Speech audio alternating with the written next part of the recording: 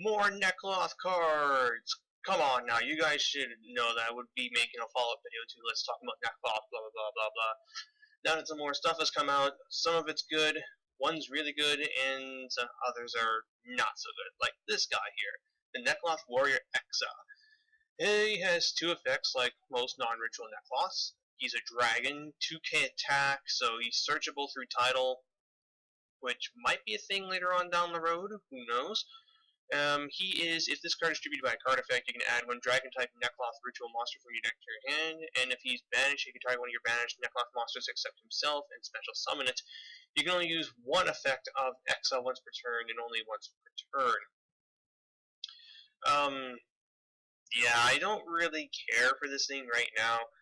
There's two guys you can search out when he's sacked off, but those two guys aren't particularly outstanding on their own, and sure, he can special summon banished Necloth monsters, but I'm trying to think of all the Necloth monsters you would want to special summon with this guy, as the way I see it is you're probably going to be banishing Necloth ritual monsters to ritual summon stuff, and those guys can't be special summoned back, which is an issue with another Necloth card that I'll talk about in a bit, but right now he's unimpressive, but maybe if we get more Necloth dragons, a title build might be a thing. I don't see him being run in the basic build, though, which I think is going to be focused around level 3, the level 6, and the level 9s, and maybe with Unicorn as well. Next up, Necloth Kaleido Mirror. This is the second ritual spell, and much like Exomirror, it has the ability to banish itself and a Necloth monster from your graveyard in order to add a Necloth spell card from your deck to your hand if you control no monsters. Okay, that's pretty good. So this can be searched up by Mirror, and it can also search out the other mirror, so you have at least 2 ritual plays per turn. What makes this card bonkers, though, is that it can be used to ritual summon multiple Necloth monsters from your hand, but you tribute one monster from your hand field, or send a monster from your extra deck to the graveyard, whose level is equal to the total levels of the monsters you're trying to summon. So suppose you're trying to summon a Brionac and a Unicorn, which is a total level of 10. You'd have to tribute one monster whose level is 10 in order to summon those. Interesting to note, I should point out, is that Shrit, the guy who counts as an entire tribute for a Necloth ritual summon, can't be used as, say, 12 to summon 2 guys. He only counts towards 1 monster, and he's a 4? So I believe he'd only be able to bring out the level 3 in something else, but I don't think that's the case. But being able to send monsters from your extra deck to the graveyard for tributes is really good. First thing that comes to mind is that you can send Herald of Rainbow Light, a level 4, to the graveyard to summon Unicorn, and then when Herald hits the graveyard by any means, you can add a ritual spell or monster from your deck to your hand, so it can add another Necloth mirror, it can add a Necloth ritual monster you're missing in order to do stuff. You can sack off level 10, like Red Nova Dragon's 12. That's actually pretty important for some other stuff, but you can sack off a level 10, like a TG Blade Blaster, to summon 2 5s, or a 4 and a 6.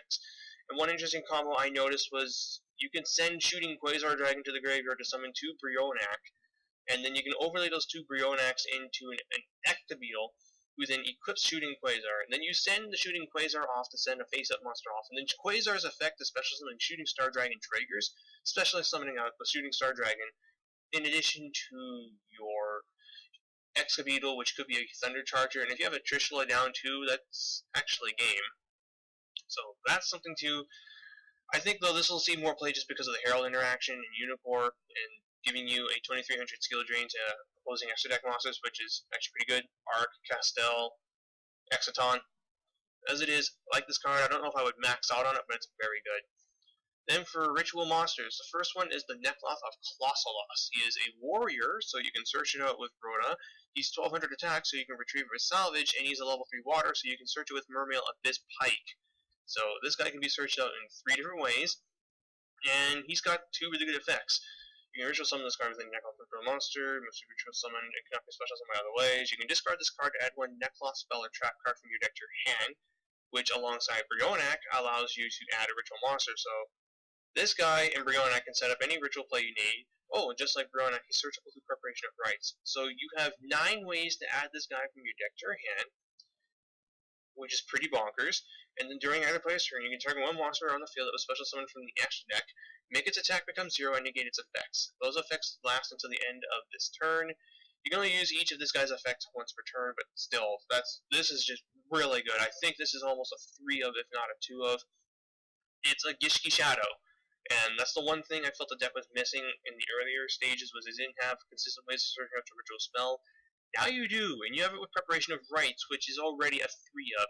And you have Mermail Abyss Pike too, who can pitch dead copies of a card you don't need to add this guy, and then you can pitch this guy to add a ritual spell. You can pitch Brionac to add a Trishula, and it just goes from there.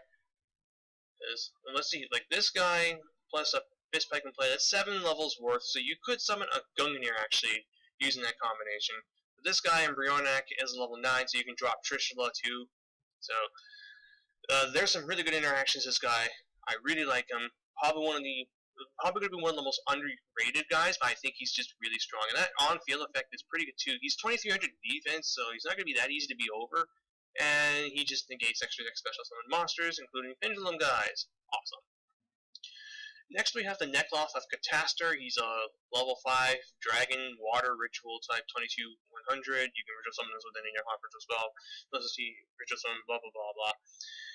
He has 2 effects. The first is you can discard him to target a Necloth monster in your graveyard and special summon it.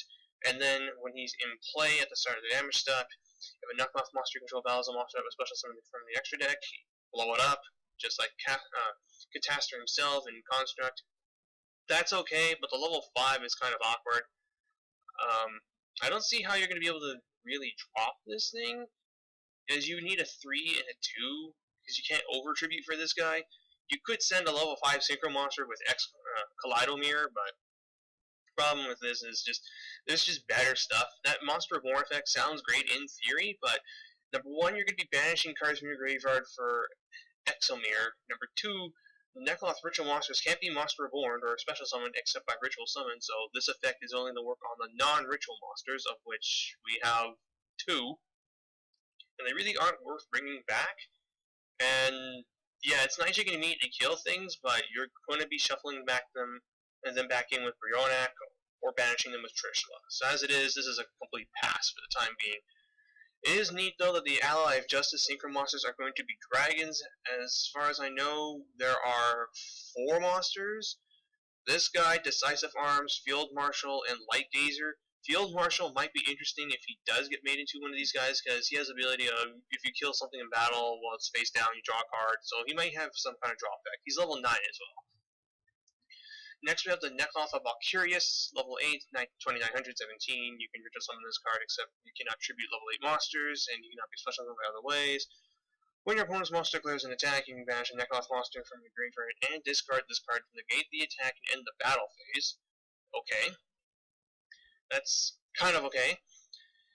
And during your turn, you can tribute 1 or 2 monsters from your hand or your side of the field, and if you do, draw 1 card for each card tributed. You can only use this guy's effect once per turn. Not surprisingly, there's already an FTK involved in this guy. It's a Groundswell loop. I do not know the specifics of how it works, but I think it's Groundswell, the Lauren. This guy just helps you set up for stuff. 2900 is really good. The ability to draw cards is pretty good too. His level of 8 though is going to make him a bit awkward to use. So I don't know if he's going to see a whole lot of play at the moment. I think it's really going to come down to this guy, Brionac and Trishula, running the show. And then everything else is just kind of secondary. But he's okay. I could see him getting his own build at some point. And then the last one to talk about is the Necloth of Decisive Armor. He's level 10, 3300, which to my knowledge puts him tied for first with Shinato for strongest ritual monster in the game, or is he 34? Like, I know 33 is a really high number.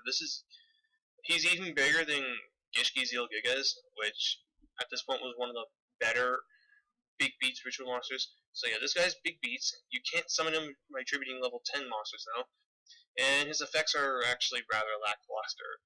You can discard him to target a Necloth monster control to having 1,000 attack and defense during other player's turn until the end of the turn, so he's a mini Galoot/Crow.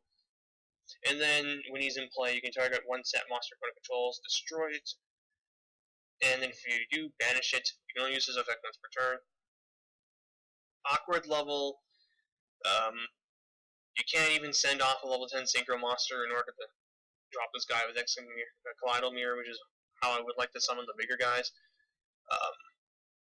You could summon it by banishing a 6 and a 4 with Exclamere and a 6 and a 4 from your extra deck, but as it is, I don't think this guy's really worth the trouble of dropping. When again, the 3-6-9 route seems to be better. It is a dragon, which might have some applications again in the future with Tidal. He is searchable with Tidal. If you banish it, same for Cataster, and then same for hopefully Field Marshal and Gazer. So I don't know what you can really do with these guys just yet. They'll probably get better when a Tidal build becomes a potential thing. As interactions like that are always something to take note of. But as it is, though, what it really comes down to is with this next set of Necloth support, it's Kaleido Mirror and Colossalus that are really good here. Everything else is just okay at best. Like, these are the two really good cards, especially Colossalus, because of just how many ways you can search this out. Like, I really do think Mercurial Abyss Pike will just be run as a 3 of, he searches out this guy by pitching extra copies of stuff you don't need, setting you up for what you need. Like, I think that's really good synergy, in addition to being a Rhoda target and a Preparation of Price target. Like, Jesus Christ. Necloth, the consistency of this deck is going to be insane. And the issues I have is, could this deck burn itself out too quickly? You do kind of run out the graveyard, but yeah, this deck looks like it's going to just be storming right out of the gates. Hopefully it has good matchups against Shadows and Clyforth and Heroes, or at least it'll be able to handle those a bit better. What are your guys' thoughts on the next string of Necloth support? Does this make you guys even more excited for the deck like I am? Because, well, I'm hoping we get all this shit TCG side really soon, because I want to play the hell out of this. Like, this is going to be the deck that I will go all in on. Just saying. But that's all for this video. Until next time, people, this is BlueStar99, jacking out.